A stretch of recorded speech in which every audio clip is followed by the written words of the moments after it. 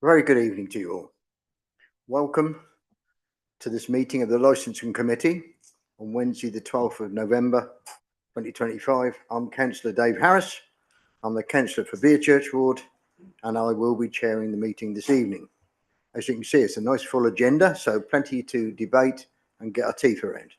But to begin with, as all of the members here know, I have a few matters of housekeeping I normally have to remind everybody. I know you're old hands at this, but for the new people, people watching in or people in the audience, I have to go through these for housekeeping purposes.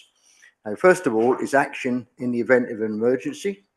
There are no practice alarms planned for this evening. So if an alarm does sound, please evacuate the town hall by going down the main staircase or the back staircase to the High Street and enter the car park behind the town hall in St Ronmore Street. This meeting is being recorded for live broadcast over the internet via the council's YouTube channel and will also be available to view afterwards. Now, please, I would remind all speakers to use the microphones at all times and speak directly into the microphones, as this activates the audio recording. Members of the committee here may use electronic devices to access their meeting papers, and visitors are welcome to use their mobile phones and other devices, including cameras, but please use them discreetly, set them to silent, and do not use voice or camera flash functions. Now, the provisions of the Colchester City Constitution around the timing of breaks will apply to this meeting, and we will need to break at 19:30 or 7:30 p.m, depending on the business remaining for a physical needs break. There are toilets on every floor in the building and an induction loop in this room. Introductions. I will now ask members of the committee and attending officers to introduce themselves, starting on my left with Vice Chairman. Councillor Mick Spindler, Shrub End Ward. Paul Donachie, Licensing, Community Safety, Safeguarding Manager. Sarah White, Licensing Team Leader. Councillor Claire Osborne, Shrub End Ward. Councillor Kemal Chufolo, Castle Ward. Councillor Lewis Barber, just on time. Thank you, Chair. Sorry. Roger Buston, Prishgate Ward. Councillor Alaki Akinyemi, Greenstead Ward. Councillor Paul Smith, St Anne's and St John's Ward. Councillor Catherine Spindler, Saints Ward. Councillor Carl Powling, Mersey and Pyfleet Ward. Matthew Evans, Democratic Services Officer. Thank you very much for that. I noticed that Councillor Jeremy Hagan is not here. I'm guessing he'll be caught up in traffic. I understand there's a traffic jam somewhere. So if that's okay, when he walks in, we'll just no taking notes. I'm just letting him join the meeting and joining as we go. Okay, substitutions. That's item 2. We are not aware of any substitutions. We're all bona fide committee members here tonight. Item 3, urgent items. There are none. Item 4, declarations of interest. Now, councillors must publicly announce the item number where the interest is disclosable pecuniary or other pecuniary or non-pecuniary, and the nature of the interest, please. Councillor Spindler. Just under charity, I'm part of the Rotary team. Thank you for that. Councillor Roger Buston. Thank you very much indeed, Chairman.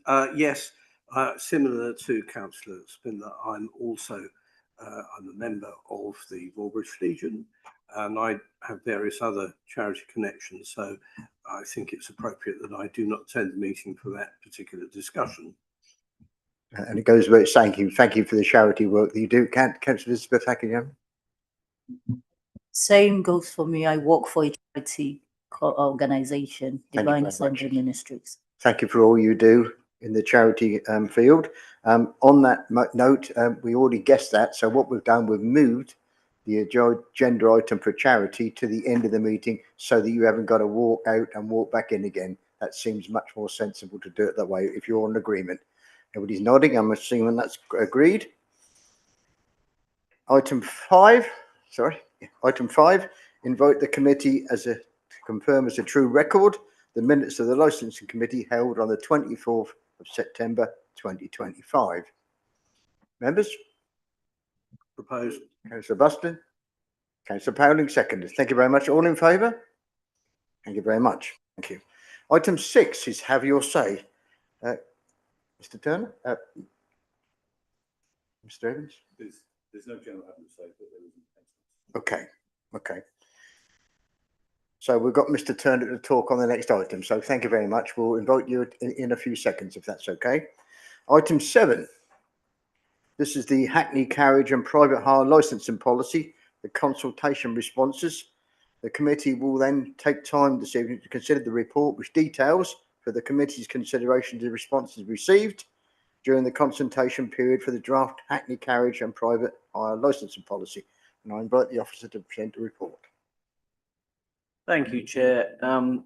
Obviously, this report relates to the Hackney Carriage and Private Hire Licensing Policy as discussed.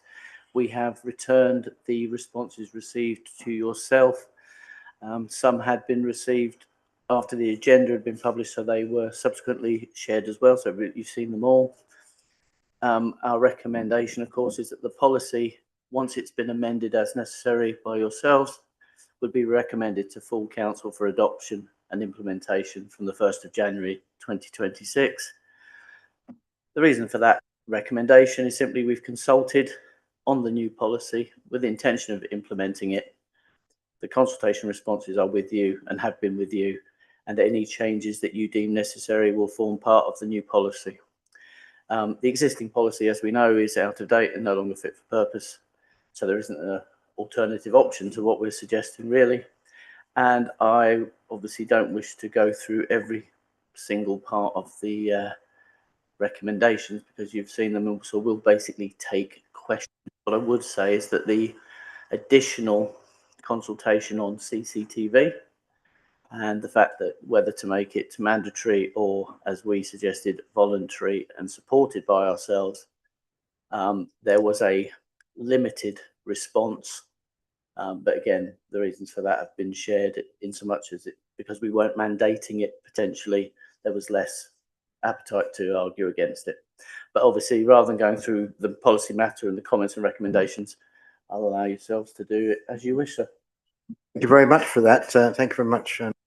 Very much. And I quite like the way the report's laid out because there's the details in page 12 onwards lists to you, councillors, the comments that come in and how that affects the policy, whether it's been adopted or not. So on that note, I'm going to invite Mr. Turner to come forward and have your 3 minutes. So you'll get 2 minutes and then you'll get a bell to carry on if you need to. And you're very welcome here. It's always good to hear from the trade. Thank you. Hello, thank you and good evening. So yesterday I sent an email into the licensing team regarding about potential safeguarding sort of public safety issues about cars driving around with no door signs on and no front and yellow plates. And I've sent pictures in as evidence to you guys, obviously. I have done this previously in the past, but I've never had any outcome and I'm still seeing the same vehicles driving around with the same issues.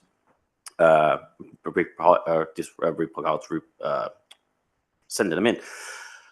Obviously, I know you guys are trying to obviously deal with things with the new policy coming in that we're going to now have the stickers, which is great. The flip side to that is obviously, I know me as a person, when I'm driving around picking up my wife from the hospital where she works, I park up outside the hospital and the amount of general public going, oh, you're my cab, and try and get in your car. And then you end up going, no, I'm here for that. So there's obviously a bit of a flip side of having door signs and not having door signs. But obviously, fundamentally, they're there to protect the public and obviously the identification marks for people. So obviously, but in the last few years now, it seems that nothing's being dealt with, and that I'm seeing so many drivers now flouting the rules, not having door signs, mainly since Uber have come in, and there's a lot of cars now working for Uber and for other operators, and the other operators don't allow you to work for multiple companies. So because of that, themselves are working with no door signs, which obviously goes against the policy itself. So it's one of them ones where you're chasing your town. Obviously, I'm sending reports into you guys. Some are being dealt with and not. Obviously, before I came in, I just had an email back from Alison regarding about the report I gave in, wanting a full statement, what I saw and how I saw it, when I saw it, dates, times, locations, the whole lot. That sort of defeats the object because regardless of when I saw it and how I saw it, they're still driving around with no door plates on, which you're not allowed, and they still don't have front plates on or rear plates on. regardless of that, they're not allowed to. So my question is how are you guys from now on going to start enforcing it? I know you guys have had slight stop checks and things like that, but it's still not enough. When previously, before COVID, I'm going to say, you guys, we feared the enforcement team and you guys did the job, but now it just feels like nothing's being done. So the question is, how are you going to implement and enforce these new policies coming in when you're not doing it currently? Thank you very much, Mr. Turner. Thank you very much. I'll ask the officer to respond to that. Firstly, thank you for sending the information through. The truth of the matter is that, as is the want for public service, we are limited in number, limited in availability to enforce due to the vast number of other inquiries we're dealing with. I can't believe it. Remember if it was the last committee meeting, which I think it was, where I said that we were actually altering the way we operate now to become less reliant on answering inquiries. If I showed you our licensing mailbox, you can imagine you'd be snowed under forever. So one of the first options that we're going to separate our mailboxes out to have a taxi mailbox, which will assist the trade because it will go into a dedicated area. Also, by filtering out the most important cases, we are going to move towards a more enforcement model. And strangely enough, not because of any emails we've received, but we were actually enforcing this afternoon.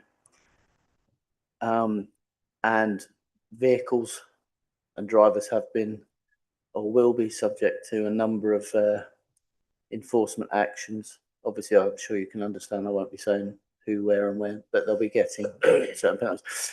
The information we get from yourselves is vitally important. The reason we need statements and things is, I know your point of it's irrelevant, but obviously if we are going to give points or take action, to actually say we got a photograph of a vehicle without some information to provide to the committee leaves us on a bit of a sticky wicket. And that part of it, drivers are saying, I saw this vehicle, well, and we certainly the one with no plates front and back. Well, we could only see the back picture, but that vehicle, we've already identified it, so we will be dealing with those issues. The tradition of the falling off plate defense, of course, because they're magnetic. One of the reasons we're going to stickers is they generally don't fall off, so that defense will be removed. Because how it's that light must have just broken, officer, or it was there a minute ago, it must have come off as I came down the A12. We're going to remove that, hopefully. But yes, we will be more proactive. I don't think we should be feared because we are actually here to work with the trade. I mean, I don't mind being disliked, but my team are wonderful. So if you could like them. But we do take your concerns very seriously, and you will see a more enforcement-led model. That's great to hear. The stickers itself, are you then going to be handing them out in the post to all of us and then given a courtesy of you've got 2 weeks once they've been mailed out? Because obviously it can, I haven't received them in the post. What is the situation on that then?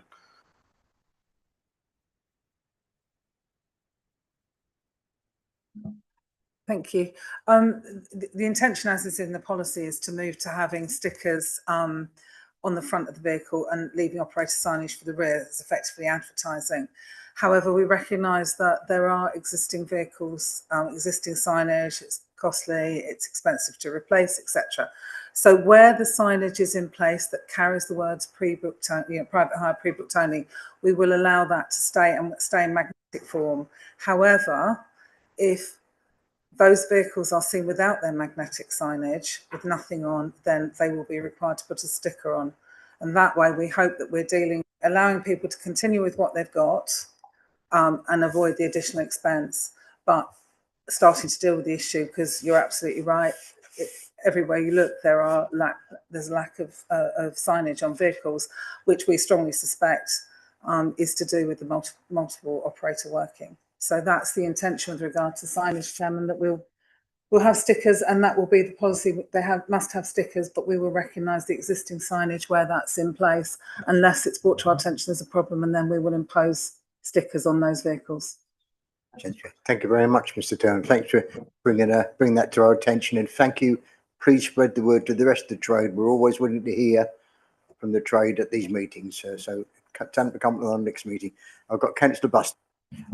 Thank you, Chair. By way of an inquiry as well as a comment on that, and thank you for that comment, would I be right in thinking, and I think I'm right, that the door sign requirement that is in place from Colchester City Council, formerly Colchester Borough Council, does not apply when your taxi is actually licensed by, say, Wolverhampton and the like?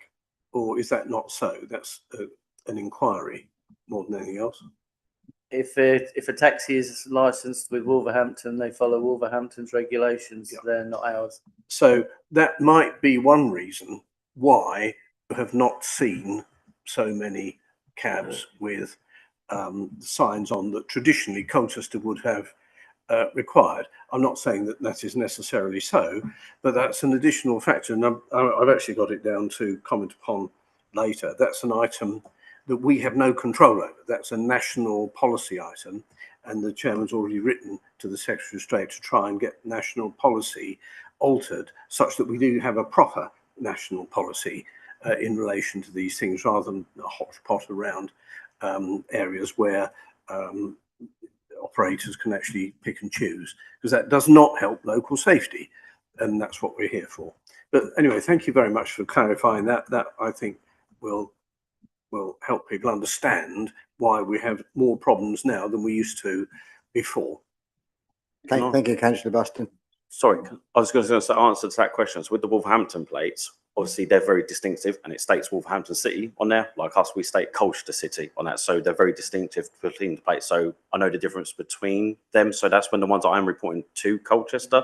As for the Wolverhampton rules and regulations, I know that now there's a new thing potentially coming into place, that there's now certain councils are now allowed to implement and enforce the rules on behalf of Wolverhampton itself. So obviously I don't know where we are as Colchester, if we're allowed yet, or if we're on the list soon to be, but there's about 10 other councils have now been granted to enforce on their behalf.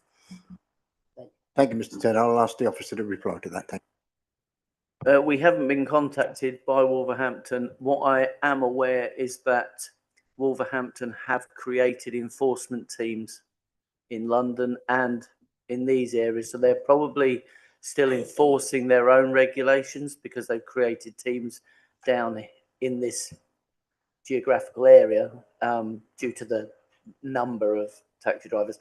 On Wolverhampton, because I know a question came up subsequently about bus lanes.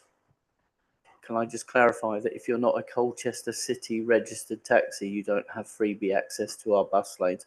If you choose to use them, we will not be defending you when you get your ticket. And in fact, it will be a matter for them and the Essex County Road Traffic Section. So if there's any query about why Wolverhampton et al. Are using our bus lanes, they do so at their own risk. Thank you for that answer. Thank you very much. Now on to the debate, ladies committee members. Taking you through the policy, so you know that the policy's been consulted. We've had lots of responses. You've had the feedback and the subsequent amendments. It's got to be in place by the 1st of January 2026. So it's your chance to have your comment, your say now. So members, Councillor Buston, I have first. Anybody else showing hands? Thank you, Chair. Sorry to be hogging the space. I was delighted to see so many responses to this. It's probably more than we've had in the past, and it shows that the interest of the trade in what we do is alive and well. I think that's very good. Obviously, I'd like to see more people here, but I'm delighted to see people here that have taken the time. I don't think it's of any... can't see any reason not to re-identify why the licensing committee is here. You kindly brought it up in what you said. Actually, the licence committee is here to look after the security and safety of the people of Colchester, not to be an advocate for the trade of licensed vehicles in Colchester. However, in order to do our job effectively and well, and improve the service that we provide, we want to work with the trade as much as we possibly can. And here people's views and hear people's responses. Nonetheless, at the end of the day, our role is not to be the licensed trade union. It is actually to be the licensed trades almost regulator in regard to what we're allowed to do in Colchester for the benefit of the safety of the folk of Colchester. I think most people understand that. I'd like to thank Paul and his team particularly for the amount of work they put into this and the summaries, which I think all members, having looked at the 234 page agenda, sort of probably said, you must be joking, I can't read this in 3 weeks. But they were good, and they distilled out what we need to look at and what we really need to say. So thank you very much indeed for that. A few items that came out of this. I noticed there were a few grumbles, if you like, about the requirement for inspection of vehicles by individuals. I have a degree of sympathy with people filling in reams and reams of paper, because in a way that's not what we want. We don't want a tick box exercise where no attention is paid to it. But equally, we don't want an exercise whereby drivers who are the implementers of safety just saying, well, we get the vehicle inspected twice a year, it's somebody else's fault. In other words, the responsibility for the safety of one's cab actually ultimately still rests with the driver, and the driver shouldn't take the vehicle out if in any way the vehicle is unsafe. So my view would be to look at the requirement of the checks as a help, a checklist for you to stop you getting in trouble by not checking your vehicle, because ultimately, if your vehicle is unsafe, it's not the council's responsibility. It is the responsibility of the driver. So I think the way it's perceived actually could assist in the interpretation of it. I'm pleased to see a few reports from others other than operators about CCTV in taxis. My own view, as is well known, is that it actually should be mandatory for a safety purpose, but bearing in mind what's going to happen in the next year, where merger of authorities and the like, and we will not be likely to be an individual licensing authority as we are now, there's no point in implementing a policy that may need to be changed in 5 minutes. That would be not helpful and not constructive. However, what is helpful and constructive is to show a direction of travel that we propose to go in, which is why I, being a mandatory requirement person, agreed with this direction of travel such that it's currently voluntary, so we can see which way the ball is going to roll in due course. Finally, I did mention the problem of Wolverhampton, Uttlesford and others with out of area working. It is a problem that the committee recognises. It is not it's not a problem that is within our gift to solve, save by putting our hands up and saying to the Secretary of State, as the Chairman already has on a number of occasions, that this is something that needs to be resolved nationally. There needs to be a national set of charges for the work that's needed to be undertaken, and a national set of standards that need to be adhered to. And that's where we need to come from. We can't, as a country, have people making their own rules up as they go along in order to try and make money out of it. And that's the only reason they did it. They don't have any interest whatsoever in taxi drivers in Colchester, but they do have interest in making money for their local authority. And that defeats the whole purpose of what we're trying to do. Thank you, officers, for what you've done. I thoroughly approve this and will be proposing acceptance. Couple of questions, this. So when we've obviously listened to the trade, yes, I don't think there's any driver who wouldn't accept that their vehicle is basically their number one asset, and they have a duty to secure the safety of themselves and the public. When we looked at the recommendations, best practice about these checklists, the feeling is such that it's quite an onerous amount of paperwork, then the storage requirements, but also it's not feasible when you look at what we should be enforcing on and are struggling to enforce, as has been highlighted, it's something that isn't necessarily practical. So therefore, we would almost be requiring the trade to do something that we're not going to enforce particularly rigorously at this stage, which therefore is unfair on the trade. What I would say is there's plenty of road traffic legislation that would deal with unsafe vehicles already. So if a driver wishes to operate a vehicle that's unsafe and they come to the attention of the police, or they go to the garage and are inspected and found to be unsafe, there are plenty of road traffic legislations and other things that are already in place. And as such, the recommendation within this was that we don't proceed with that, however many point check it was, because we've listened to the trade. The CCTV, I'd just like to highlight that, yes, we do wish to make it voluntary. We do wish to encourage it. It's very important that the message is we are encouraging CCTV. And to that end, because we also want to support, it's important the trade know that if they've got CCTV, there are regulations they want to follow from the ICO, not from ourselves, to make sure they're protected. And once this policy, if accepted with the CCTV requirement, we will make sure that the ICO guidelines are available. Probably we'll just put it all on the website for the drivers to access, so they know how to cover themselves with CCTV regulations. So we're not just saying, right, we want you to do this and you're on your own. It's, if you're going to do it because you've chosen to do it, cover yourselves, because we won't have the responsibility for their data. Thanks for answering that. And of course, thanks for Councillor Buston himself for highlighting that the policy does recommend CCTV, and it's very clear in there. It says it, yeah. The next question I've got is from Councillor Cuffell. Yes, hi, thank you. I have two main questions. The first one is, I noticed that some participants mentioned disability awareness training, and they expressed support that this training should be extended to everyone, but also inquired about where they can take this training. I can see that in page 55, section 54, it is noted that new applicants should take trainings on both safeguarding and child sexual exploitation and disability awareness. It was mentioned that council-approved course providers can be found on our website, but I couldn't see any specific link. So I was wondering if officers can give us some reassurances that we do have a list of council-approved course providers on our website.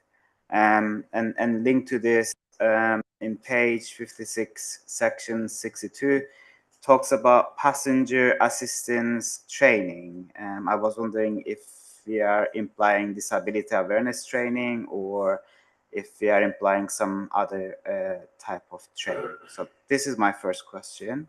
And my second question is, was there a page duplication after page 28?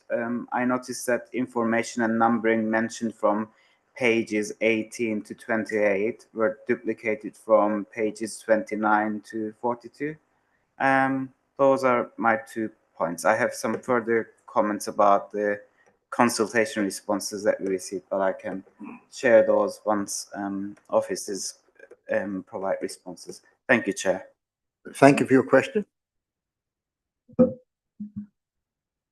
Thank you, Chairman. I'm just looking actually at our site because it's been rebuilt and republished. So it's certainly we're on the old site. If they're not on the new site, I'm just having a look. We'll make sure that they are. In relation to the disability training, that's actually new. So there aren't any lists there at the moment, and we'll wait for this policy to go through before that's made available. So assuming that members go ahead with that tonight, we'll send those, we'll make public that information. In terms of safeguarding, we are looking at the provision of a council internal course or a council provided course. We're actually exploring the feasibility of being able to do that.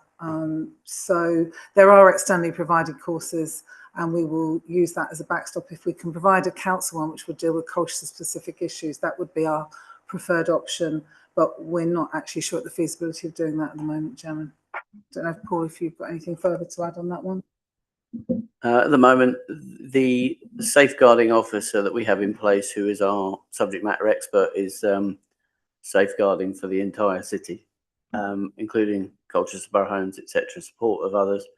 So it's, although they have the knowledge, it's whether or not they would have the time and availability. But what we will do, if the committee is obviously taking forward, is make sure that if we can't provide it, we have a word with the providers and try and get something that is designed very much around our own city requirements rather than a generic. Satisfied? Yes, Chair. Can I get also a clarification on passenger assistance training and what we mean with that training, please? Chairman, PATS training or passenger assisted transport training is in relation to the loading people in and out. So someone's got a wheelchairs. If someone's got a disabled adapted vehicle, we'd expect them to have PATS training. What happens is that when you're locked out, I've trained in this with the Community 360, when a wheelchair goes in the back of a taxi cab that's got a wheelchair compartment in the back, you have to be able to be proficient to lock it down and secure it in place so the chair doesn't move backwards and forwards. That's what it's about. Thank you, Chair. And can I get a response for my second point? Please do. Karen, you have the floor. Oh, I don't know that answer to that one. Can I just have a look? Sorry. On the issue of safeguarding links, there is one on the website, Chairman. So what's the page 20? So we'll just double check, because if it's it might just be an admin error rather than anything on the forms. But before any policy was disclosed and sent out, it would be double checked anyway. So you never know, this whole document might be 200 pages rather than 234. Sorry, can you repeat where the duplication is? Because I'm not sure that I... Yes, so from pages 18 to 28, there were 21 responses, and it looks like they were duplicated from pages 29 till 42. From 43 and onwards, there were new responses. And I noticed one difference between the duplications, and that was regarding participant 20. It was anonymous in the first 10 pages, but it was named in the second duplicated version. And it was actually Councillor Buston's very helpful and useful feedback. Can I help at all? I mean, I've mentioned at the start of the meeting that there's a summary, just as a microphone, there's a summary here at the front that very helpfully shows the element and then the difference we're going to make to the policy. And then further on, again, they're the same comments are actually listed because they're writing proper feedback from the consultation. So that's why it seems there's a duplication, but it's the consultation, feedback, and then what we're doing about them. I hope that helps. Have we got that right? Certainly sounds like it, Chair. Good, Yes, good. we have taken a certain number and given responses, Yes. and then the rest of the whole feedback was subsequently listed so that you could work your way through every single point. And we did leave Councillor Buston's name in on purpose. You did. Yes, I saw that. Very good. Very good. Is that okay? Yes, Chair. Shall I proceed with my response to consultation responses? I want to mention a few responses. I found correspondence number 10 in pages 21, 22 quite helpful and constructive. And in page 21, participant 21 expressed some very concerning things and experiences. I do not know if incidents mentioned by participant 21, I don't know if they happened in Colchester or in areas where he or she was working as a SEND support worker. Nevertheless, this type of incidents and realities is something that lawmakers and government should be aware of. And once again, I want to thank you, Chair, for lobbying relevant ministers on our behalf and reaching out to other authorities. Last but not least, in page 27, participant 20 raised some fair points and references to LGR. And I then realized that it was Councillor Buston. So Once again, I want to thank Councillor Buston for his valuable and constructive contributions. Thank you, Chair. I'm a little surprised that Councillor Kafoglu was surprised by Councillor Buston's good points. Sorry, with regards to the SEN sector and escorting children to and from school, one of the difficulties for the local authority licensing teams is that the contracts are actually run by Essex County Council. They directly liaise with the operators and the drivers, and local authorities are not involved on a regular basis, and a number of issues may occur that are not reported to us. And I'm not just saying Colchester. So it would not surprise me, and I'm certainly not disagreeing with this person for what they've seen and heard, but I would be very surprised if the local authority in a lot of these cases was aware, because the county council would deal with it internally or not. Thank you for that answer. Thank you. Satisfied. The next questioner is Councillor Hagan. And after that, Councillor Hagan is Councillor Barber. Thank you, Chair. My apologies for being slightly late. It's fun out there, as you can well imagine, and my timing was slightly off. I want to thank everyone coming this evening and giving their views where they did. And also the consultation responses were excellent. So my thanks go to the trade and others, including parish councils, including Stanway, that actually responded to the consultation. It's important their views are heard as much as your views are. And again, to Paul and Sarah for the hard work they put into this. We don't want to go too far into sort of battering the policy. I know they put a lot of work into this, and I can see there's a few recommendations in respect of the reviews that have come in and the comments. So people power, you've changed that policy, and those recommendations are being sent forward. And certainly I'm grateful to see the changes to the checklist one, because that's a whole can of worms that we possibly hadn't completely thought through. Just one question, it's regarding the 30% on the rear glass. If drivers do have concerns, is there a sort of a guidance we can give where they can go and get that tested? Thank you. We were obviously very mindful that at this point, some people have had it when they buy the vehicle, some have got it fitted subsequently, and there was a lot of backwards and forwards on what is acceptable and not. We've hopefully gone with a sensible view of simply going with the law, the MOT standard and the law. So we've also very much, if it's already, we're not going to start instructing people to strip out if I remember our consultation response, we're not going to start stripping things out. But what I would say is, if they are unsure, because ultimately if they are stopped and the police officer from the traffic department has the relevant little gauge, you'll soon work out whether they're breaching that law. If they have doubts, I would imagine a garage could simply check it. But again, I'm not an expert on the measuring of light, but we're certainly not going to go around with light meters and start checking it. But that is that, you know, we've gone with the MOT standard and the law version.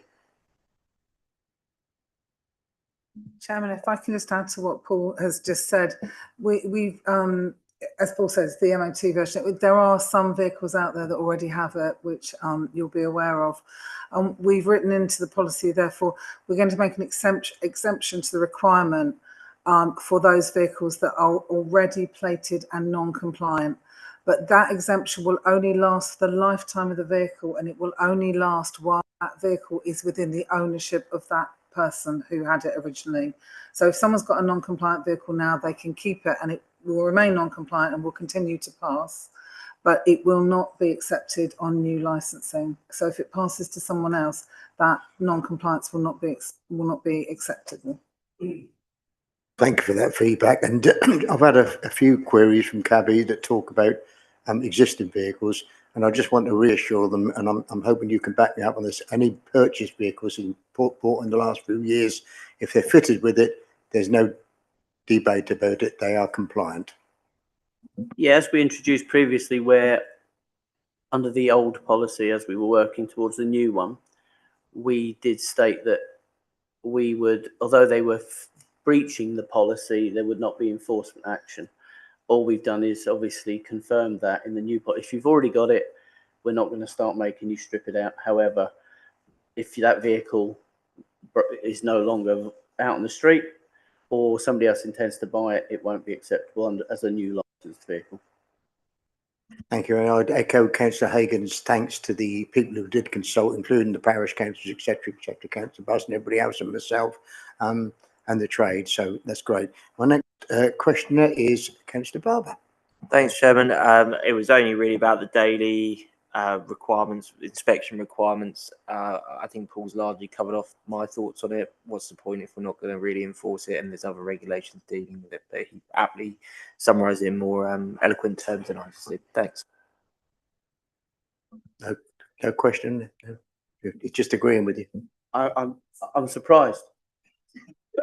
I'm surprised at the surprise after all the surprises this evening, Paul, really. So. Any other questions? Councillor Powling. Once again, a lot of the questions I was thinking about have actually been answered. And once again, it's thank the officer for all their hard work. I believe currently at the moment, there's only one approved garage, I believe, that is carrying out the inspection on the taxi. So my question is, how are we going to possibly increase the approved garage? Because with these increased inspections that are going on, it's going to put a lot of demand on it. So how is the council going to ensure the consistency of the standards as well across the possible additional garages that we put forward? Because that's going to put pressure on you as officers as well. But I think it is important to give a bigger selection of choice to the trade, because one of the big things I've heard of is they allocate times certain garage and then have their lunch and then leave the taxi drivers sitting there waiting when they actually had the time booked. So I think it would be a good idea to get a good selection of garages, and will all the garages be put on the website as well? It will come of no surprise to most that we've heard an awful lot of stories with regards to the garage. They are part of a wider contract with regards to council fleet, so it isn't simply just taxis. What I would say to reassure the traders, we're already into the process of identifying more garages. It's not a question of just picking the next three. There are, as you can imagine, policies, procedures, contracts. But we are not just looking at resilience, i.e. having more garages, more choice. There are tendering processes. We've already identified a colleague from another licensed authority who will do an independent review of that procedure to ensure that nobody has any questions that it was unfairly influenced in any way. But we're also looking across the wider piece of making it easier for the trade to book their own slots direct with the garage, making payments direct to the garage. But there are questions therefore on fees, in so much as, do we set a cost or is it fair market value and let the garages fight it out? It's not a simple thing. I know it may very well be that the trader's sitting there thinking, well, they could have done this before. It's not as simple as you and you will do. We want to make sure it works across the board. But there are questions around fairness of trade, monopolies, all this kind of stuff. So we are on it. We will get more garages. It's just as quick as we can, but it's not a simple process. But we will give them more choice. Good to hear. Thank you. Does that answer your question? Thank you. Councillor Buster first and then Councillor Osborne. Thank you. Very, very briefly, as a point, hopefully, of assistance. Campbell, you were talking about safeguarding courses. A little while ago, in fact, for 30 odd years, I was a trustee of the Sea Cadets, the Corps and Concourses. One of the things that came in that we had to do as trustees was actually to be DBS checked, as came in as we went along. And we also had to do safeguarding courses and God knows what. And originally I thought, oh, this is awful imposition because, well, various things I didn't think it was. But actually we had to do it in order to be entitled to be trustees. And I did the course. I thought, oh, this would be specifically relating to the Corps, which it wasn't. It was a generic civil service item. And actually, it was jolly good. it really was jolly good. And I would commend that as something that we might well look at, either as an interim measure or as a sufficient measure for what we propose here. The course was actually jolly good, and I was very glad I did it. And at the end, you came out with a little certificate if you got all the questions right at the end. And if you got all the questions right, or a sufficient number, you could give that certificate to your examining officer and they would say, tick, off you go. So something like that might be of assistance. I don't know. If it is, great. If it isn't, find something else. Thank you, Chair. Thank you for that input. Anything there to answer? No. Okay. Councillor Osborne.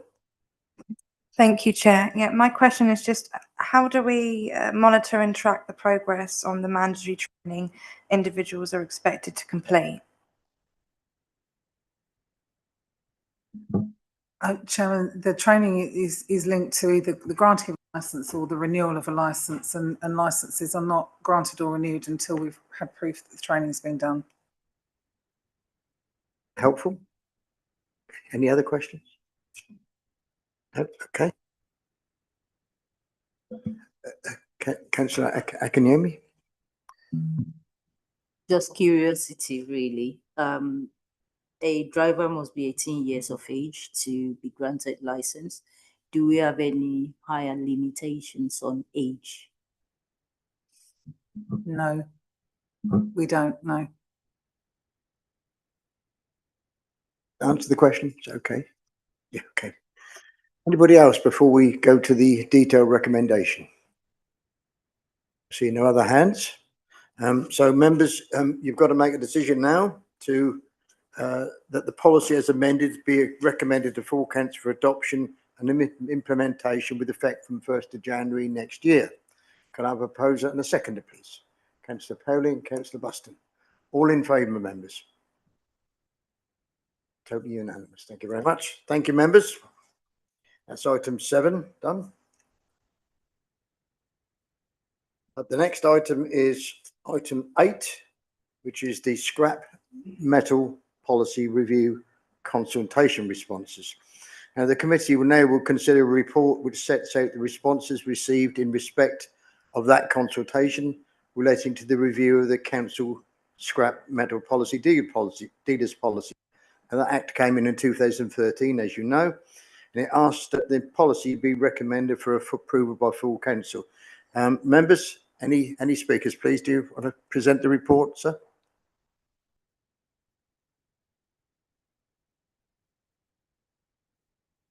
Chairman, in the meantime, sorry, can I just clarify, although not an interest in scrap metal dealer business, whether I would need to have an interest because I have family members who I believe use scrap metal dealers, so through their own business, and whether that makes any difference to my vote. Is that an interest? I'll double check. We'll check on that while we're waiting for the report to be presented. Thank you. I should also add, and you reminded me, I have acted years before, but not recently, for scrap metal dealers and their families. I don't really believe that that's an actionable interest, but it is a declarable interest, I think.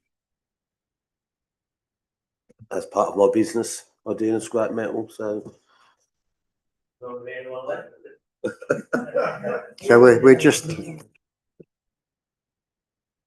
members, we're just waiting for feedback whether that's disclosable or not. No, it's not. Councillor Spinder's declaration. As part of my business, I do deal in a lot of scrap metal. And I produce and sell.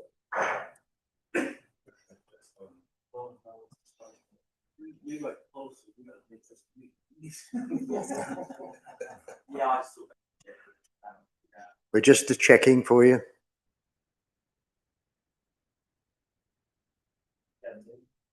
Sure, I mean, sorry. In the meantime, I'm sorry. I forgot that I'm a trustee of Aberdeen Rural Training, so I'll have to excuse myself from the charity. And Thank you. We'll add your list. Thank you. Yeah, sorry, Chair. I thought the charity exemption was only because we had special rules for Rotary and British Legion, and that other charities do not get out early. Sorry to ruin your early evening. No. I was off to box the parish Members- council members- anyway if it was early, so it's... Just a second, members. We're just checking the detail here. Matthew. Councillor Spindler, I think if you're dealing in scrap as part of your business, that will be a disclosable pecuniary interest. So you would need to withdraw from this item. Thank you. Thank you. Thank you. Haroon. Thank you. Thank you. We'll call you back in when we're Yeah, ready. no worries. Thank you very much, Michael. Okay, you ready to present the report, please? Item 8. Chair, one thing, in my industry, we actually take our cable to scrap metal merchants. We don't deal in it, but we do sell our copper. So is that an interest?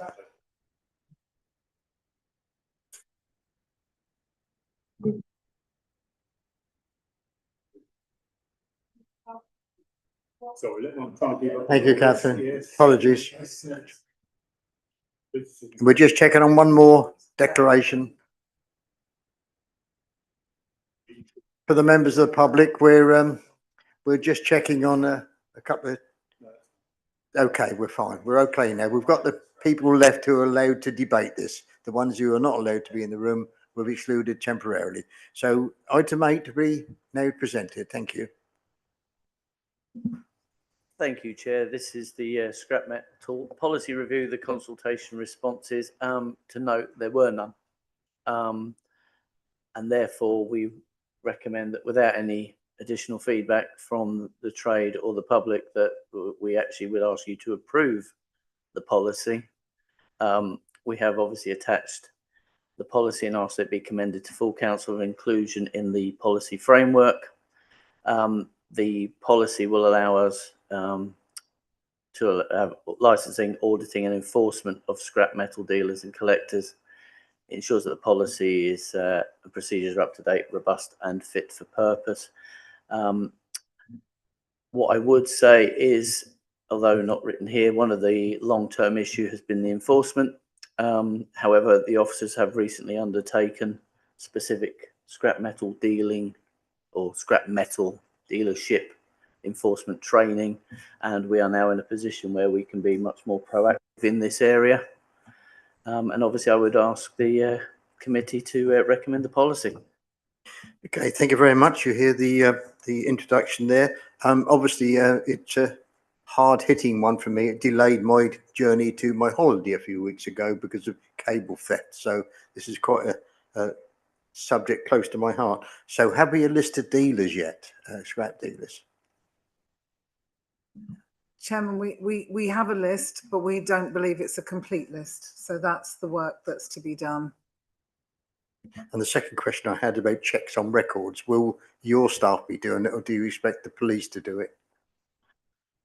Can I say, Chair, that one of the issues is that in all of the training that the officers have received, there's a great deal of emphasis placed on working with the police.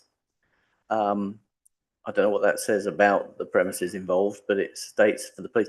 It's fair. So therefore you need a police officer or officers with a knowledge and an enthusiasm for that particular role. So it will be something we will have to explore with the Colchester Police Management. Okay, I've read the policy several times. Members, is there any, I've got Councillor Buston first. Any other members be ready? Councillor Cuffell. Thank you very much. Thank you very much indeed, Chair. I will be happy to propose the re-adoption of this policy. The comment that immediately springs to mind from my experience of this business, this trade, it's not the people that have put their hands up to volunteer to be registered that we need to be worried about.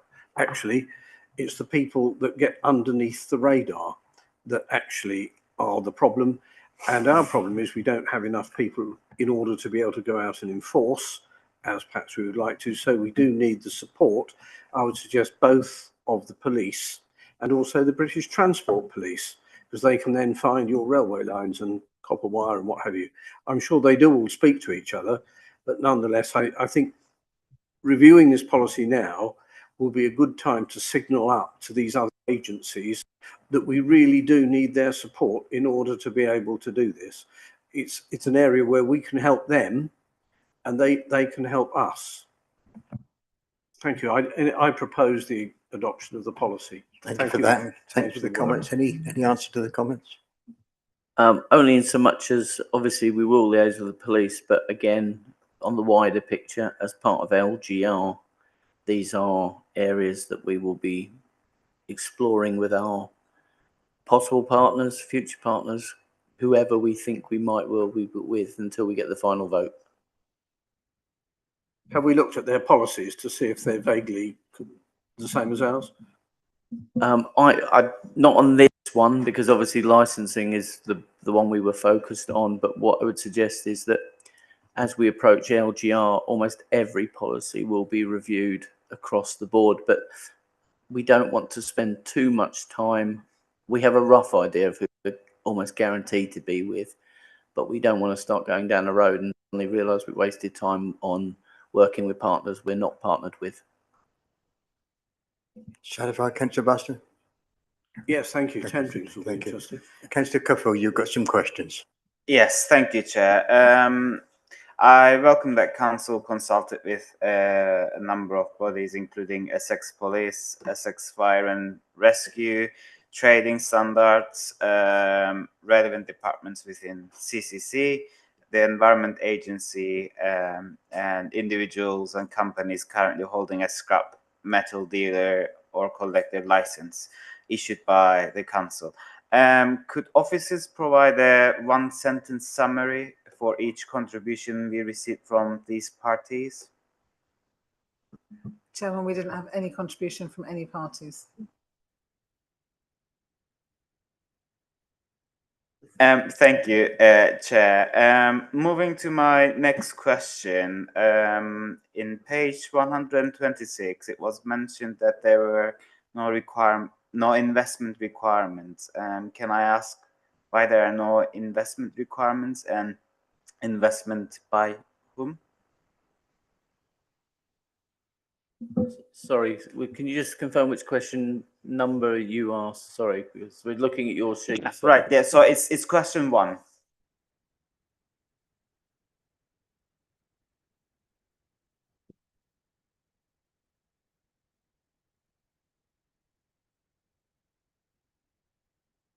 (10.1) to page 126.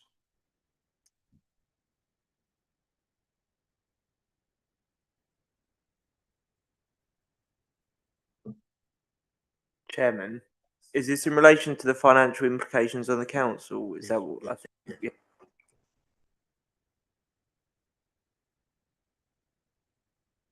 This is in relation to the section 151. Yeah.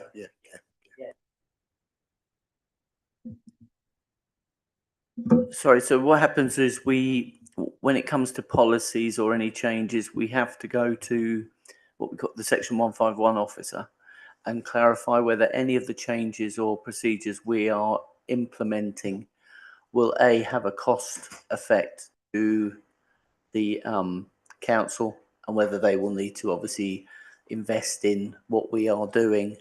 As this is a policy and the staffing are already in place, there is no interaction. Basically, the 151 officer, there is no additional cost or investment. Nothing else is required. Awesome. Thank you for the clarification. Yeah, there seems to be a smell and some smoke happening, I guess, here, unless my eyes are blurry, and that's a potential. Anyhow, moving to my next question, which is question 3 on my page. In the executive summary, it is mentioned that Council's policy covers the licensing process, criteria for suitability, and procedures for verification and record keeping. Recently, I noticed a Facebook group called Colchester Community Group. They have over 15,000 members, and one of the most popular posts and advertisements are the ones around scrap metal. In a quick research I carried out under less than an hour, I found 8 posts where people claiming to be scrap metal collectors, promoting their businesses. and some of them offered free scrap metal collections, and others mentioned they take all kinds of waste. So I was wondering if you could ensure that procedures for verification and record keeping include checking online advertisements too. We certainly can.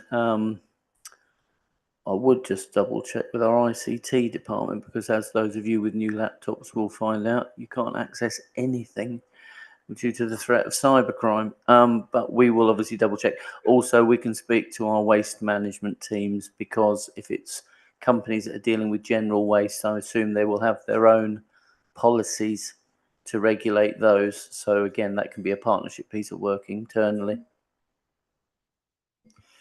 Thank you, Chair. Satisfied with your answer? Yes, thank Okay, you. I'm going to adjourn the meeting now for 5 minutes, okay, because of the impact of what's going on. So we're just going to have a couple of checks and then I'll reconvene in 5 minutes, okay?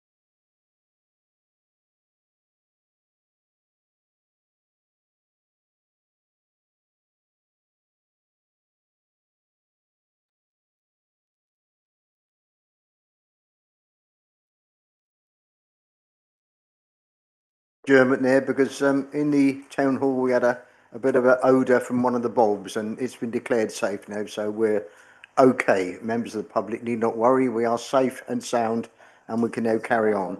So the next question, Councillor Caffol, is from yourself, I understand. Yes, thank you, Chair. So moving to my fourth question. In page 134, section 4.3 states that a person may hold more than one license issued by different authorities, but may not hold more than one license issued by the same local authority. Could officers provide some clarification on this point, please? I mean, I was wondering if I'm someone with a license from Chelmsford City Council, could I still produce online advertisement and deliver leaflets in Colchester and arrange collections in Colchester? Or do I need to have a specific license issued by CCC? The impression I'm getting from section 4.2 is that indeed I must have an additional license from CCC if I want to operate within CCC's boundaries. So, Chairman, yes, you've got to have a license from every authority if you operate in their area. So, if you want to operate in Colchester, you must have a license from us. It's just saying that you can't hold more than one license. So, a collector can't hold a collector can't hold a site license. A site license can't hold a collector license, but a site can collect, but they don't need a collector's license. I know. Shall I say that again slowly? It sounds very Rumsfeldian, doesn't it? We don't know we know our knowns, but we don't know the unknown unknowns, sort of thing. And of course, it is in the 2013 Act. If you've read that, that's quite useful. Right. I mean, as far as we have that in writing in minutes, I'm perfectly fine with it. Moving to my fifth question. In page 135, section 5.3 states that the council would normally expect businesses applying for a license to have an appropriate planning consent for the property concerned. So again, a case scenario. Let's say Mrs. C has a business which is registered in Chelmsford and she's applying for a license in Colchester too. Do we actively reach out to Chelmsford City Council for verification, or we simply expect the applicant to provide an evidence or sign a declaration that they do have an appropriate planning consent from the relevant local authority? So, Chairman, in relation to this, we say we expect them to have one. It's the onus is on them to have the appropriate planning. We normally, with anything like this that's slightly out of the ordinary, what we normally do is notify our colleagues in planning, and planning enforcement will pick it up if necessary. So if there's not the appropriate license in place, planning enforcement will tend to pick that up and sort that out, because at the end of the day, we can't enforce planning through scrap metal legislation, Chairman. Thank you very much. Moving to my next question. In page 136, section 6.10 talks about conditions that we could impose if the applicant or site manager has been convicted of a relevant offence. And this may include limiting working hours or collection hours of scrap metal license holders to 9 till 5. Could we get some clarification on whether or not a license holder could work 7/24? Because I couldn't find any information about working hours. Thank you, Chair. I think the working hours would come from the planning consent. I'd be very surprised if a scrap metal merchant was able to operate for 24 hours a day. So that will determine what they can operate, Chairman. I suppose in theory they could, but I very much doubt that they would have that permission to do so. Right. Thank you, Chair. Because like I mentioned earlier, I did see online that there were a few scrap metal collectors who were actively promoting their business, saying they work 7/24. Moving to my next question. I'm slightly confused about rules around display of license. In page 138, section 8.2, it is stated that there is no obligation to carry a copy of the site license in the vehicle, where section 8.3 states that the collector's license will be issued together with a vehicle card, and this card must be displayed on the vehicle that is being used in the course of the collector's business. So I will appreciate some clarity on that. Thank you. Yeah, they're two separate licenses. So obviously the site license relates to the premises of operation, so there's no need for them to be carrying around the collector's license. But obviously, should they be in a vehicle out and about collecting, they would need to be able to provide the license to show evidence that they are entitled to do so. But that what their state is saying is you don't need to carry your site license around with you because you'd need to have your collector's license. Satisfied? Yes. Thank you, Chair.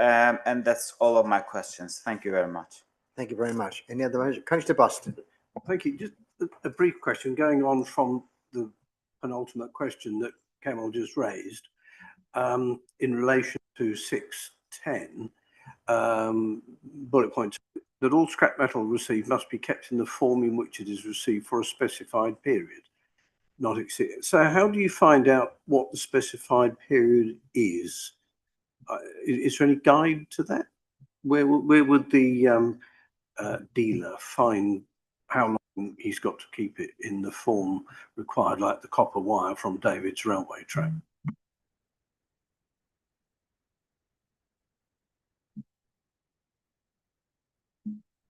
Chairman, that's in relation to the irrelevant offence, so that would be specified. So we would notify them of that if that's relevant. Does that make sense? So we may issue yes, if we issue a licence, then there may be certain conditions, and then the scrap metal must be received in the form, it must be kept in the form in which it's received for a specified period. We've never had to do it, Chairman, so I'm not entirely sure, but I think that would be specified. That would be set out in the guidance that accompanies the scrap metal. I can have a look. But, I believe the intention of that specific requirement is to prevent people obtaining copper wire from a railway and very quickly melting it down to prevent identification of that item or any other stolen metalwork. That may obviously it's an evidence disposal to prevent them doing that. Yeah, I totally accept that, but somebody must say where or what the specified period is somewhere. That's what I'm saying. That's what I'm saying. It's a pedantic lawyer's point.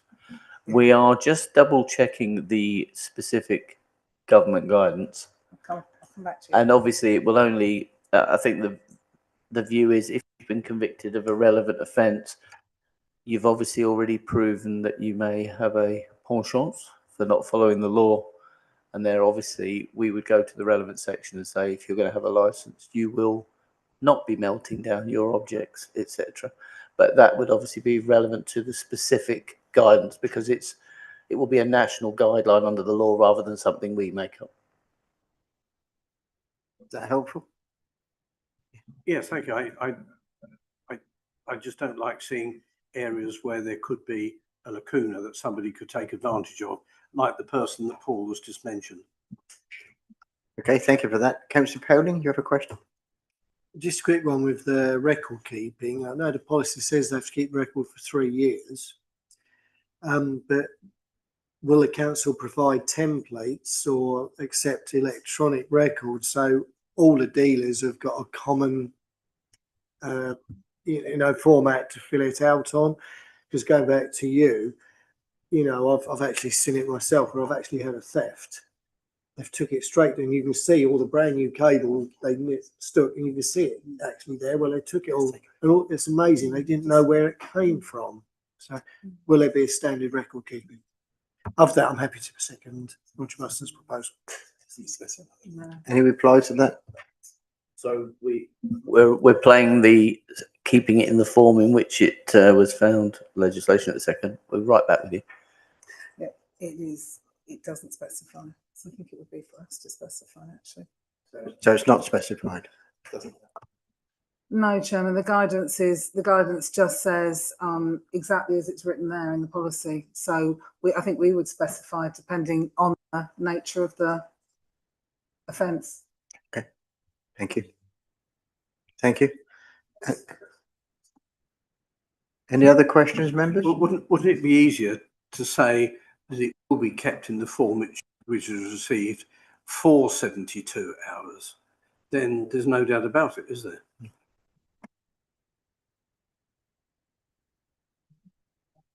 The issue, of course, is that with a lot of these things, we have to look at the guidance we receive relating to the legislation, and it can be difficult for us to then start stepping outside of that guidance and whether or not we would have the legal framework and authority to do so, which is why we've taken it out directly. It might very well be an area which would require a greater investigation to understand. I mean, to me, it makes perfect sense. You get some if you've got a license and you've been issued it and you've had a relevant offence. It makes perfect sense. We say you can't touch it for 72 hours or whatever. But again, that's maybe us stepping outside of a legal framework. I totally agree with you. My suggestion would be, obviously, we can't change national legislation. If we're merely following the national legislation, perhaps we should be putting our hands up to say, we think there's a lacuna in here. We think you need to brush up on this, actually say what it's going to be, because otherwise lawyers will always look for a way round a problem for their client, and a clever lawyer would find a way around this for his client, wouldn't he? I'm just reading it again, and I don't know if I'm being devious or just sorting out a problem.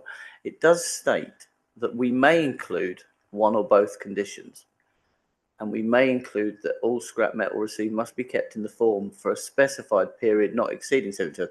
My view of that is that I could specify, or we could specify, 71 hours, 59 minutes, and it doesn't get altered, because that's what the legislation is. What that guidance is saying is that we can specify it must be kept in that form for a specified period not exceeding 72. So if we don't exceed 72 hours, then we can make that enforcement. So that regulation stands without alteration because it's there. And we could say 72, 48, whatever, but we will just go with the standard 72 hours. So that's what we will do if we get somebody with a relevant license. That's fair enough. Councillor Smith just actually brought up a very relevant point that I hadn't thought of. What happens if it's gold, for example? Are we still restricted to 72 hours? Probably so, from what this says. Well, scrap. Anyway, not to say. We've raised the point. We don't want to go on about it all night. We'll never go home. Thank you. Okay, any other points? Yes.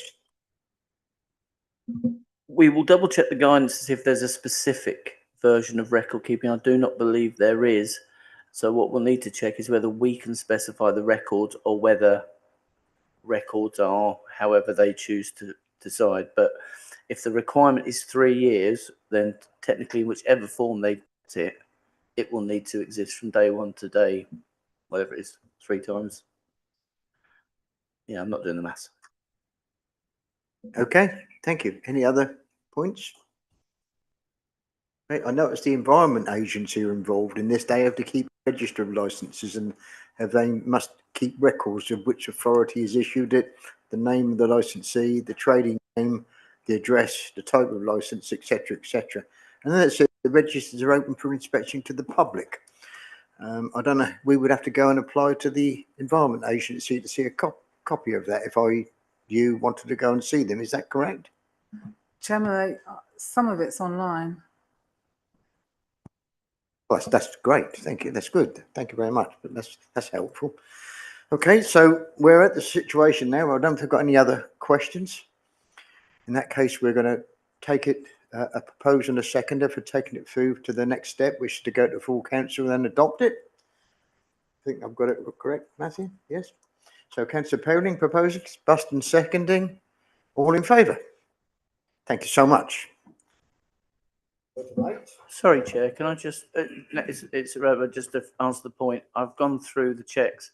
There are specific recording requirements, and records can be written electronic, but must be readily available for inspection by the authorities. And there are specifics as to what they must ask for people providing the scrap, and there must be records for receipt of metal, etc. Okay, noted. So we've got a proposal and a second and is voted on. So that's been adopted to go for council. Thank you very much.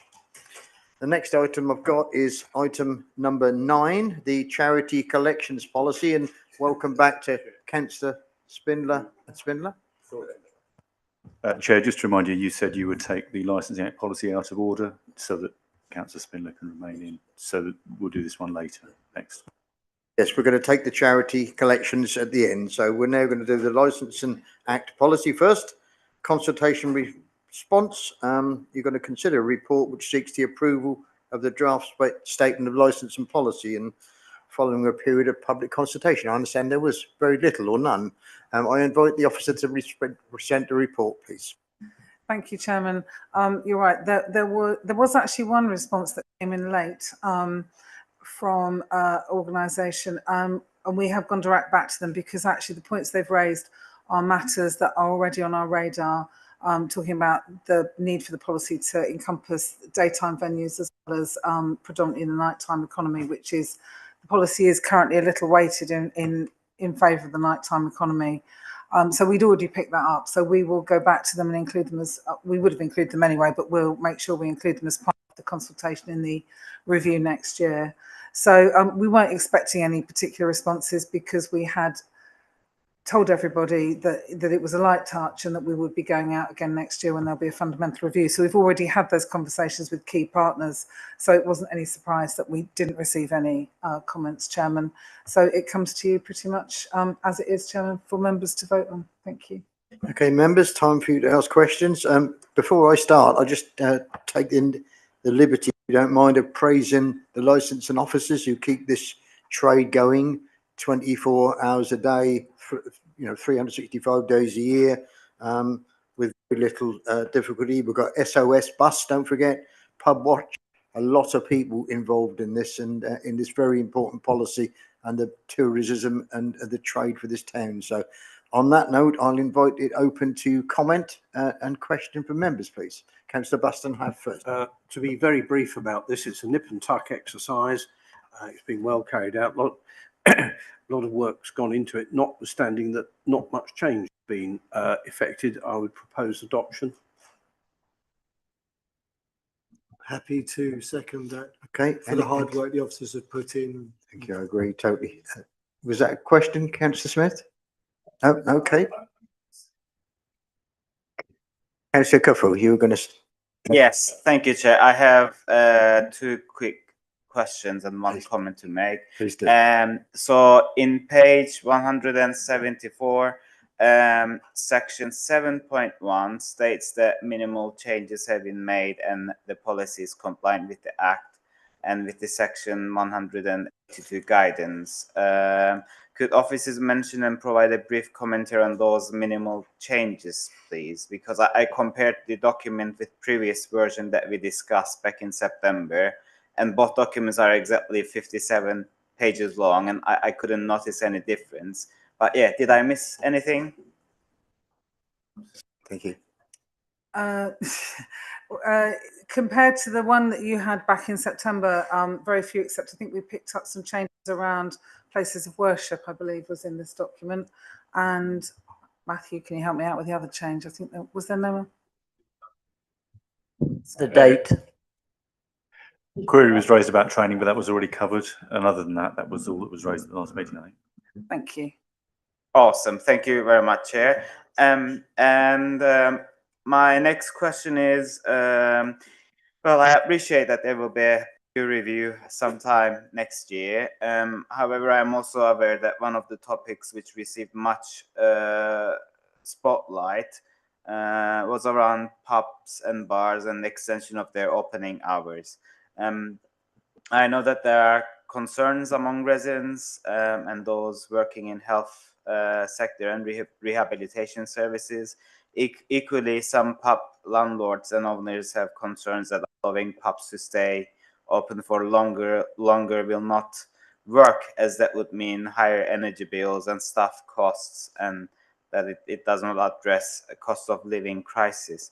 I was wondering if there is anything that we as the licensing committee can do to raise awareness among license holders and our residents, and maybe guide them towards consultations which may be open, or signpost them to bodies that they could influence and contact to. Good question, thank you. Chairman, we've just in the last month or so launched the new licensing website, which has got a lot more information on there. And one of the things on there is guidance for residents in raising representations and just generally getting involved in licensing. So you can, if members want to point people to our website, there's lots more information on there than there used to be. They can always look at the register. We're always happy to answer questions, and do answer many questions, Chairman, when people want to get involved. It's a little bit difficult because we can't solicit objections and things to applications. So we make the information publicly available, but we can't go seeking people's comments. It's in the public domain, and people wish to comment, they can do so, Chairman. Awesome, thank you very much, Chair. And my very last comment, I welcome specific acknowledgement and reference to experiences and realities of city centre, including the fact that the promotion of licensing objectives is being undermined, in particular in the early hours of the morning, as a consequence of the operation of licensed premises in the area. Having regard to levels of crime and disorder and public nuisance experienced within it, and the complaints received from local residents, and that the licensing authority considers that whilst the level of problems do not currently justify the implementation of a cumulative impact policy for the area, and therefore a reversal in the presumption of granting applications, the area is of concern and will be kept under review. I welcome those comments, and that again the licensing authority has taken it into consideration, the role of the SOS bus in helping to mitigate the problems caused by the sale of alcohol in this area, and recognizes that were the bus to be withdrawn, the effect would be to push problems in the area to levels where a cumulative impact area would be considered. Thank you, Chair. So, looking at the wider impact, the Licensing Act is, of course, encourages the issuing of licenses to for the benefit of the trades and the public, so that they've got things they can do. It is therefore a very stringent way if you're going to start fighting against that position. Colchester has some problems on a nighttime economy, no doubt, but they are certainly not of a level that we need to be unduly concerned. Every Monday morning, the licensing team meet with the police licensing officer, and we go through the issues that have taken place that have been reported. Obviously, you will get the occasional very serious one, and occasionally there are just nothings to report, but it is monitored regularly, very regularly. And if we suddenly find that things were getting out of hand, then obviously there are mechanisms that can be put in place. There are additional patrols that can be put in place with the police. Obviously, a lot more focus on specific event premises. Any premise that comes to notice receives a visit from the licensing officer, from the police, and our own licensing officers that week, so that the managers and staff are aware of the responsibilities. Work very closely with Pubwatch. We work very closely with the BID with regards to the safeguarding aspects of Ask Angela, the over 25 of assessments, making sure that the DISC system recognises those with fake IDs. There's an awful lot of work that gets put into place. Campaigns on anti-spiking, etc. The SOS bus is an amazing tool, and we are very lucky to have it, and there are no plans for it to disappear anywhere else. And going on to the licensing policy itself, we are very aware that not only for the daytime, but it is obviously currently sort of city centre loaded, and for those with the outer areas, we will be paying a lot more attention to the wider picture on the behalf of everybody in Colchester. But we are certainly not a hotbed of rowdyism on a Friday or Saturday night. Okay, thanks for replying. That satisfied with the question answer. Thank you. Yes, Could sir, you explain to the committee Ask Angela process, please? Because I think some members or some of the public may not know about that.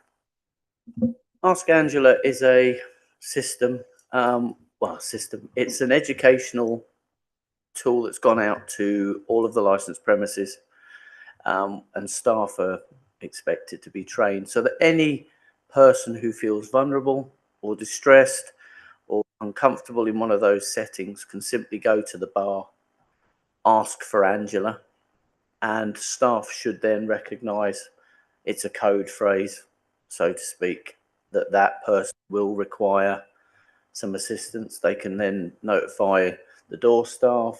They can bring that person into a safe place. It is very much a well-recognised phrase that if anybody uses that they deserve, or that they require some extra protection. Thank you for explaining that. Thank you. Any other committee members wish to ask a question? Okay, so that's where we are at the moment. Of course, we now got to make a decision to consider the report and it seeks the approval. It's got to be attached as appendix 1 to be approved, and it's adopted to be recommended to the full council, same as the last one. So members are looking for a proposer and a seconder. We've done it. Okay, good. So we're okay. Thank you very much. So that's passed. Yes. Good. Okay. Thank you. Please have a vote then. Yes. Yes. All in favour. Thank you very much. Thank you, Matthew.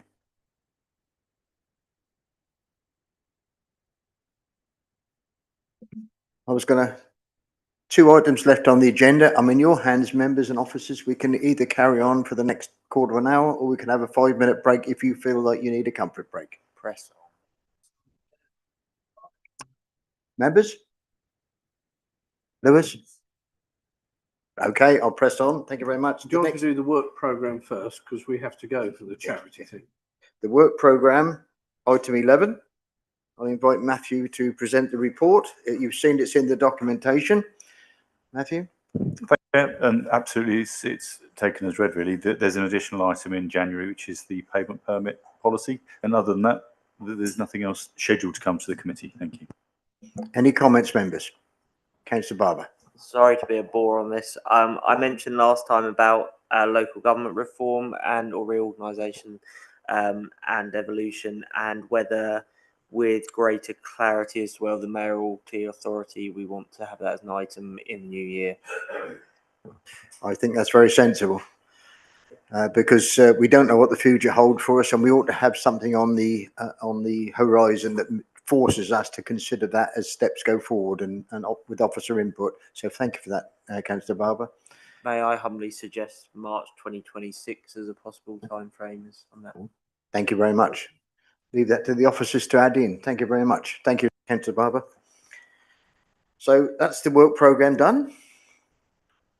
Back to item 9, the charity collections policy, the consultation responses, and waiting to hear the report once the members who have to leave. Just giving 30 seconds for.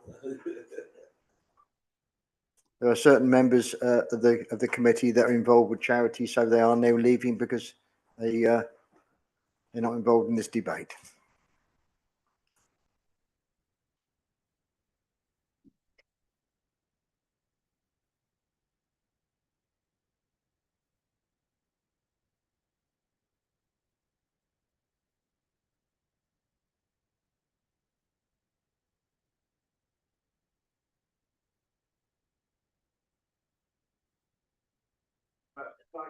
Thank you. Thank you.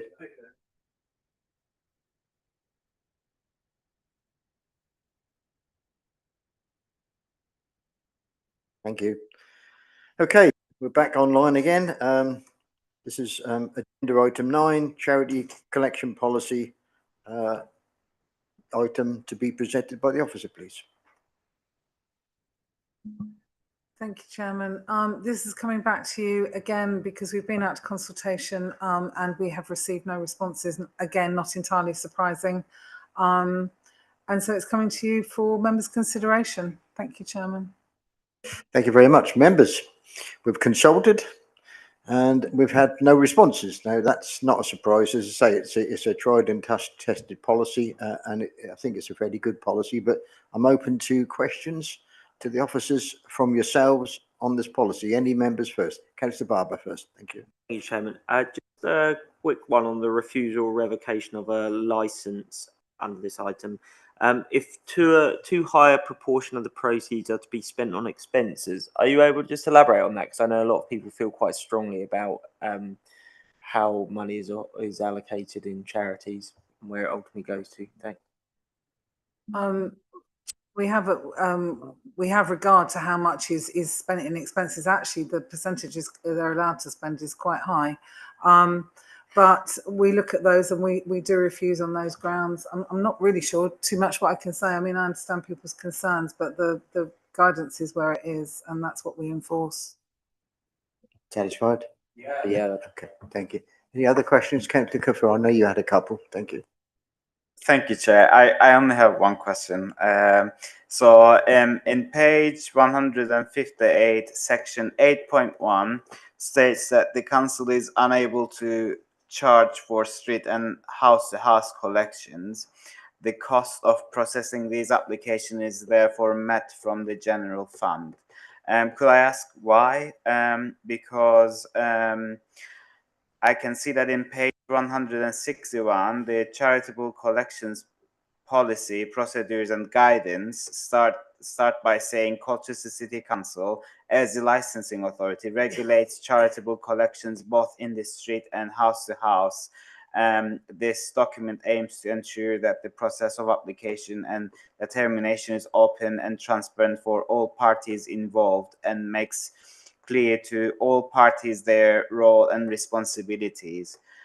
Equally, in page 162, the first paragraph under the house-to-house collection, this paragraph starts with noting Colchester City Council as the licensing authority is empowered under the House-to-House Collections Act 1939 and the House-to-House Collections Regulations 1947 to license house-to-house collections for charitable, benevolent, or philanthropic purposes. This includes the collection of either money or items directly from a person's property. And again, in the executive summary, in page 157, section 1.1, the report notes that that was already mentioned. So yeah, but my main question is around the costs and why we are unable to charge. Thank you. Chairman, the law requires that we license them, but it doesn't require, or it doesn't allow us to charge. So that's the simple answer. We can't charge because it's something we're allowed to do. Same with every local authority, not obviously just us. It's because the legislation is so old. Yes, it is old legislation. And it means that if you're raising money for charity, we're not supposed to take anything off of, and I'm assuming it's a fairly cheap process to do to keep licenses, is it? It's officer time, administration time, so it takes as long as it takes to review. But as I've said in the previous committees, the Licensing Act itself, when it comes to pubs and clubs, etc., and the fees we charge were set in 2003 and have not been updated since. So this is just another example of, I agree with charities not being charged, but correct charities, but with businesses, obviously we're not allowed to charge more because the legislation has been fixed. So there's your answer. That's the legalese. Yes. Any other questions at all? No, thank you very much, Chair. Councillor Osborne. How is the policy communicated to perhaps external fundraisers or partners?